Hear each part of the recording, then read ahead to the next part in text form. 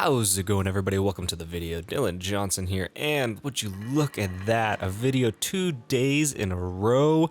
Could it possibly be? Yes. So I finally have a little bit of free time. So hopefully I'm going to be trying my best to upload a video about every day, or at least every other day. I know I've said this over and over again, but now I actually am able to.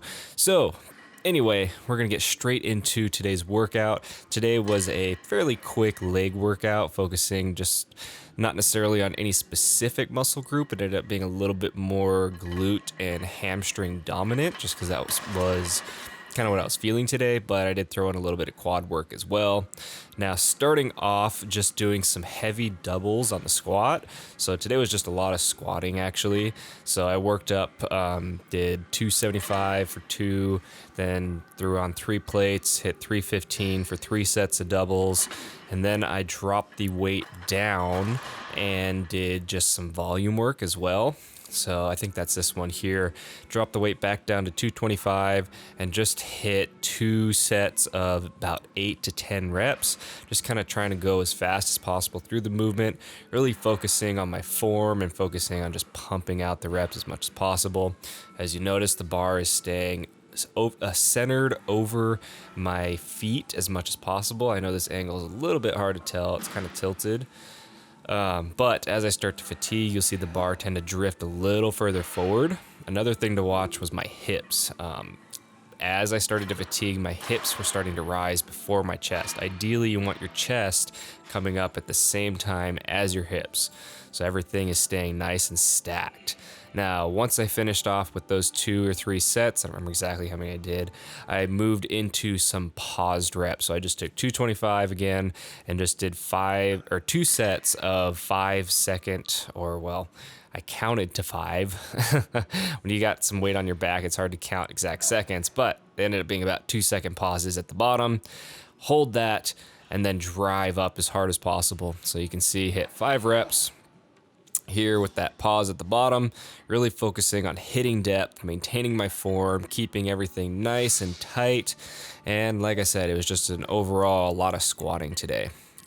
So with this one, felt pretty good. Haven't been going very heavy on squat in a while. Actually, haven't really squatted a lot in a while. So going all the way up to 315 for a couple of sets of doubles actually felt pretty good today.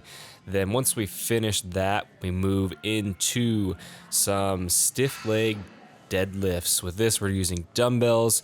I've actually been doing this a little bit more recently, and I really like the range of motion that I'm able to get, just because I'm able to go a little bit further down, really stretch the hamstrings out. And then as you can see, when I'm coming up, I can drive my hips into the movement just a little bit more, because I'm able to move the dumbbells out to the side of my body. So with this one, if you haven't tried this before, give it a try. Really focus on maintaining as straight of a lower back as possible, because you want to stay as safe as possible. You don't want to be getting injured here, and just focus on that nice slow stretch at the bottom. Excuse me. So yeah, hit that one. That was 3 sets of about 8 to 10 reps per set, going pretty heavy on there. And then once I finished that, I moved on to an exercise that my wife actually showed me. This is called a sissy squat. So normally you would have an actual machine that's like anchored to the floor. It's got pads that hook your legs into it. It goes right behind your calves and everything. But if you don't actually have one of those machines, you can set up the same thing with a Smith machine. It's not necessarily as comfortable because your legs are pressed against the bar, but you just grab like a 45-pound plate, set it on your toes, and just use that to hold yourself in place. Or if you have a training partner, have them step on your feet. And then you're basically just going to try and sit back and focus on your quads on this movement. So one thing that can help increase the intensity is you can either hold a plate, and that'll add a little bit of extra weight. You can also try and focus on standing straight up. So as you can see, I'm actually coming forward a little bit more, especially as I start to fatigue in the set. But if you try and stand straight up, if not even back a little bit, that's going to put a lot more emphasis on those quads. So give that a try. Definitely looks a little bit funny, but it's a great quad exercise. Now, for that one, we just did about 3 sets. Again, kind of 12, 15 reps, sticking to body weight, nothing too crazy there. Once I finished that, I moved over to this machine. This is a glute kickback machine. Now, this is something that I've been doing a lot with cables recently because my previous gym didn't have this machine. So coming back to this machine, I've used it in the past. It definitely felt a little funny, and it actually took a couple of sets to really get into the movement. I think this was my first set, so it was still feeling a little bit awkward. But on this one, you're really trying to focus on those glutes at the peak of the movement, so you're kicking as far back as you can, and then it's also going to work a lot of your quad as you're resisting the weight coming back. So one thing to note with this is my tempo. As you'll see, I'm really focusing on exploding out of the bottom of that movement, driving my foot back as hard as possible, and then just slowly lowering it to count of 2, 3, even 4 seconds. Really resisting that weight as I come back down. What this is going to do is it's going to help with a lot of different things, especially in like your squat, because it's going to help you get that extra explosive movement out of the bottom of the squat. Just kind of an accessory movement to squatting, deadlifting, things like that, where you want that extra bit of explosiveness, even for like just general fitness training or sports training. Now, once we finished that, moved into some goblet squats. So not quite goblet squats, because normally you would have the dumbbell kind of up towards your chest, similar to like if you were holding a plate in front of your chest. But for me, this is the way I like to do goblet squats. Now for this, I actually was pretty fatigued at this point. So something that I was trying to do is I was trying to target my quads a little bit more, which what I should have been doing is keeping my waist hinged and keeping the weight forward and over my knees and over my toes. As you can see at the bottom of each rep, I'm resetting myself, sitting down, and kind of straightening my back out. That's actually not what I should have been doing. What you really want to do is try and keep your waist hinged, keep your lower back as straight as possible, and keep that weight over your quads. That's, again, really going to hit those quads as opposed to hitting just kind of your overall leg development. Now, this was a superset with a seated wall sit. So as you can see, we're just doing wall sits, about 30 seconds. Make sure that when you're doing this, your knees are just about shoulder width apart, toes pointed forward.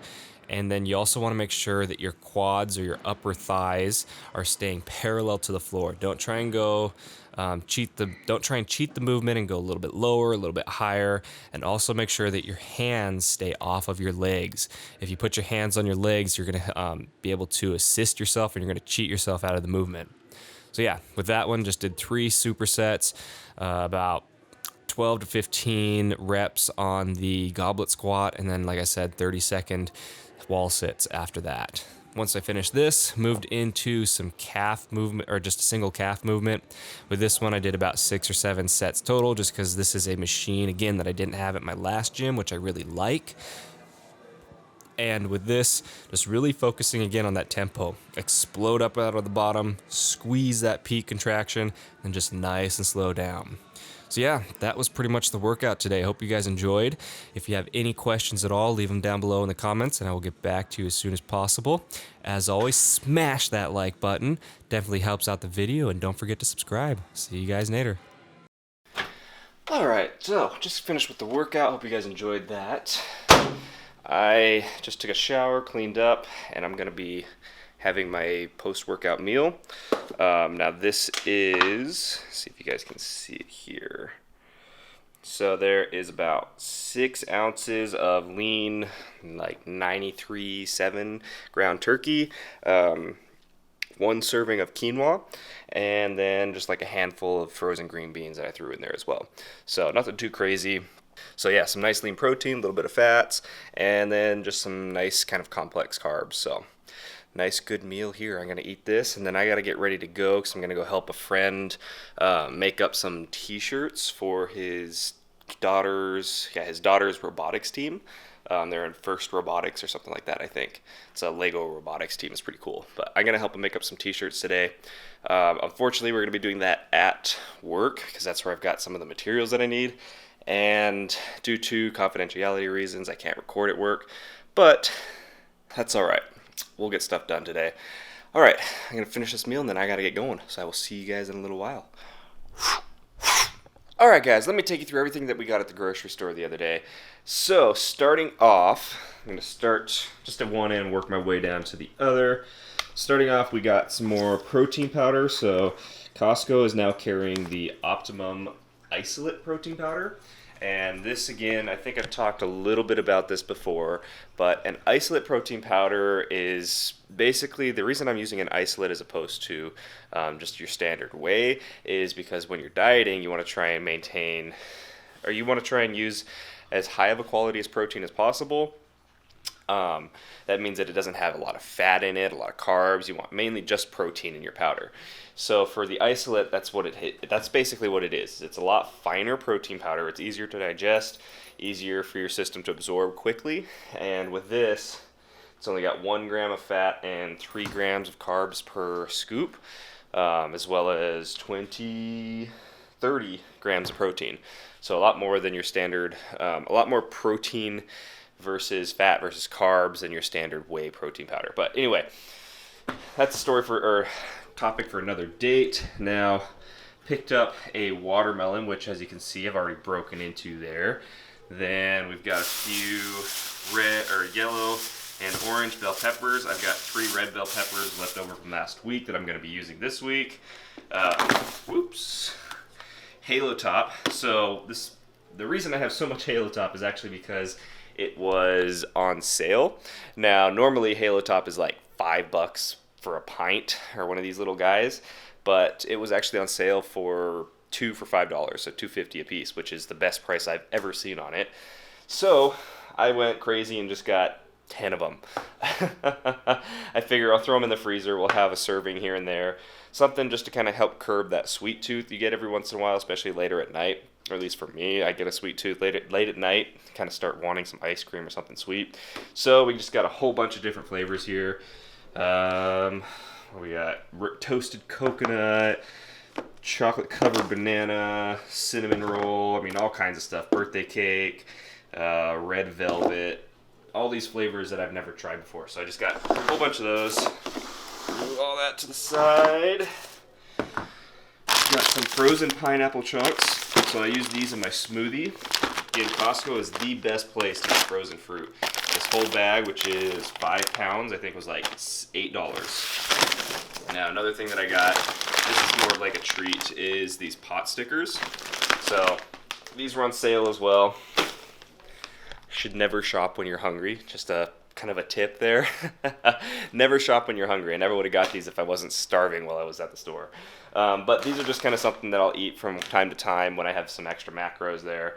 They're not too bad. They are 5 grams of fat, 41 carbs, and 12 protein for 5 of them.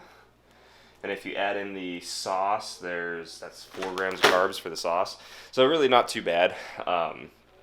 Bunch of chicken. So chicken was on sale as well. It was $1.90 something a pound. So when that's on sale like that for this nicer kind, this better brand there versus the store brand, I like to get a whole bunch and just stock up. Turkey from Costco, 97.3 or 93.7 lean ground turkey. We've got our typical Fage 0% Greek yogurt. My wife is having cereal this week, so she likes Life. She likes Life cinnamon. Nothing special there. Now this is for one of my favorite meals that I'm making this week. I am making a pizza, basically. So I'll take these pita breads, and what I do is I take a little bit of pizza sauce that I make up, and I just put it down. So use some of this low moisture part skim mozzarella cheese because it's just low fat. None of the stores around here carry fat-free cheese. Really is annoying. So yeah, for one serving of this stuff, it's 5 grams of fat versus normally you get like 9, 10, up to 14 grams of fat per serving with cheese, and there's 8 grams of protein per serving in this guy. So I'll take these pita breads, throw some pizza sauce on there, a little bit of cheese, and then I like ham and pineapple. So I've got this honey ham. This was cheap. It's like $4 for a pound of deli meat. Not the best, but it works. And then just some cheapo pineapple slices. So Gonna make some pizzas, make those up, throw them in the oven, let them bake and get a little bit crispy. Then I throw them in the microwave, and then whenever I'm ready to reheat them, just throw them back in the oven or throw them in like a, throw them in like a, what is it, toast, not a toaster oven, but you guys know what I'm talking about. And moving on, we've also got, as always, water jug. I like to get one of those a week just to keep it fresh. I don't like to reuse it too long because they start to smell a little bit funky. Then we've got some almond milk. So Costco actually has the best deal that I've seen around. It is just organic, unsweetened almond milk. This is the same as your typical, the one that I normally get. You've got 3 grams of fat, 1 carb, 1 protein per cup. So very little very little macros for the serving size. Then the last thing we got here is this quinoa, organic quinoa. So I normally prefer rice just because rice is cheaper. Because I think this guy is like 4.5 pounds for I think like $10. Just about everything. You can take a guess and say just about anything at Costco is $10. If you haven't noticed that, pay attention to that. Just about everything at Costco is like $8 to $10. That's how they get you. But yeah, so normally I don't do quinoa just because it's a lot more expensive than rice. Macros are fairly similar, just generally has a little bit higher protein and even a little bit higher fat as well. But something that I like about the quinoa is it's a lot slower to digest and it's a lot more volume. So when you cook quinoa, it actually like doubles, if not triples in size. So what you're doing is you're getting a lot more volume in, meaning that you're not going to be as hungry as quickly. You're going to stay full a lot longer, things like that. But anyway, I got to put all this stuff away before it starts to defrost, which the ice cream already looks like it's starting to melt. That was my grocery haul. I'm going to start cooking here in a little bit. And yeah. Also, I don't know if you guys can kind of see, but this is one of the shirts that I made up today. So here, let me see. Hold on a second. So yeah, this is one of the shirts that I made up today. I don't know if you guys can really see that, but let me know what you guys think down below in the comment section. Really like this, especially this design. I only just kind of wish that I could get it just a little bit bigger, maybe a little bit higher too, kind of like right below center chest, and then just like a little bit bigger. We'll see, I might work on that in the future. But we're gonna start cooking. Hope you guys enjoyed the video so far. Let's get down to business. Let's get down to business to cook some food. I'm never doing that again. Alright, I'll see you guys in a bit. Hey, hey, pretty baby, pretty baby.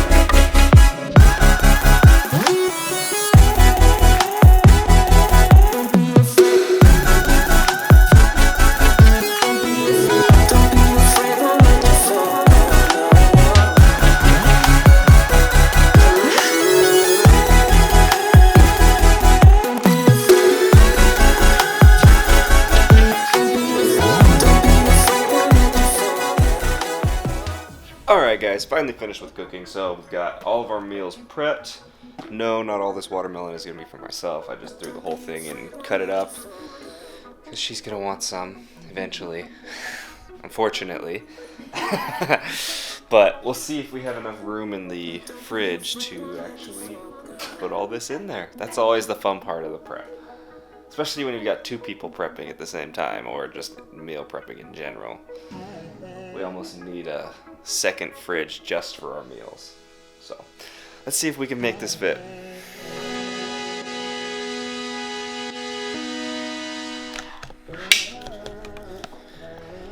We did it!